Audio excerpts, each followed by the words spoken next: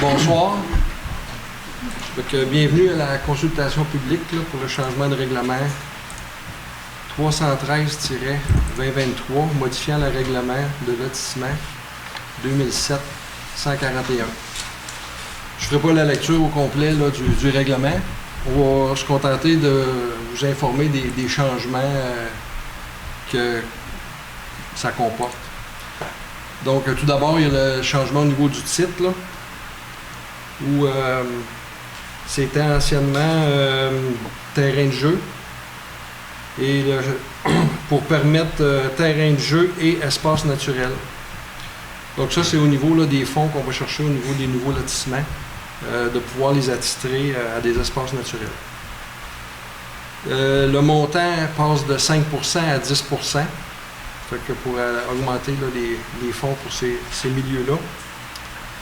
Il y a également une note qui était pour le Haut-Bourg, au niveau qui portait à confusion. Là, c'est une note qui permettait qui donnait l'impression que ça permettait de bâtir sur des terrains de 2800 mètres carrés, alors que c'est pas le cas. Donc la note, on l'a fait disparaître. Et il y a également un changement au niveau de la réglementation sur les terrains qui sont situés dans les courbes. Donc malheureusement, c'était un copier-coller d'une autre municipalité, ce règlement-là. Et ça stipulait que pour les terrains dans une courbe qui sont desservis de l'aqueduc et de l'égout, autrement dit, ça n'aurait pas été applicable à nulle part à Stouclé, donc aqueduc et égout disparaît. Il y en a-tu qui ont des questions? Allez-y, M. Binkley. Patrick Binkley.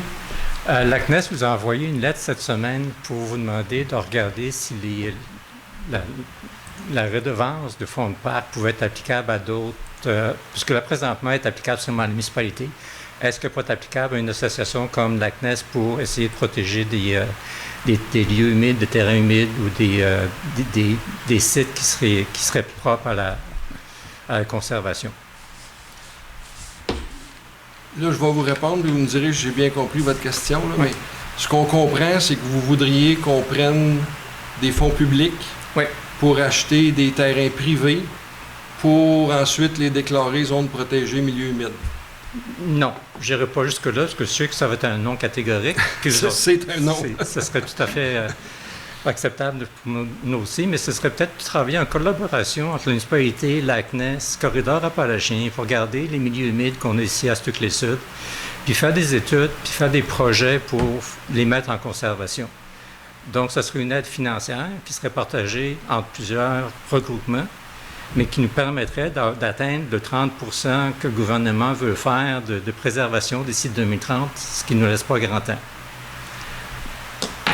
Donc, ce que je veux savoir, c'est est-ce qu'il y a une ouverture au niveau du conseil pour voir s'il y a des possibilités de faire ça?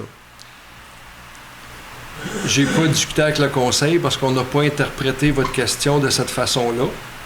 Par contre, je peux vous dire que déjà au niveau de l'aménagement des terrains qui appartiennent déjà à la municipalité, oui. Où il n'y a aucune mise en valeur, il y a présentement des subventions disponibles pour mettre ces milieux-là en valeur, puis on est en train de regarder ça. C'est les terrains qui appartiennent à la municipalité? Qui appartiennent à la municipalité. OK. Puis si la CNES avait un projet qui serait contigu à un terrain qui appartient à la municipalité? Il faudrait nous présenter le projet, puis qu'on le regarde comme il faut, mais c'est sûr que déjà, la CNES, c'est pas comme si c'était une propriété privée, c'est un organisme de conservation. Fait que oui, c'est une OBNL. Il y aurait certainement de l'ouverture, mais il faudrait que vous nous présentiez un projet pour qu'on puisse en discuter. OK. Merci beaucoup.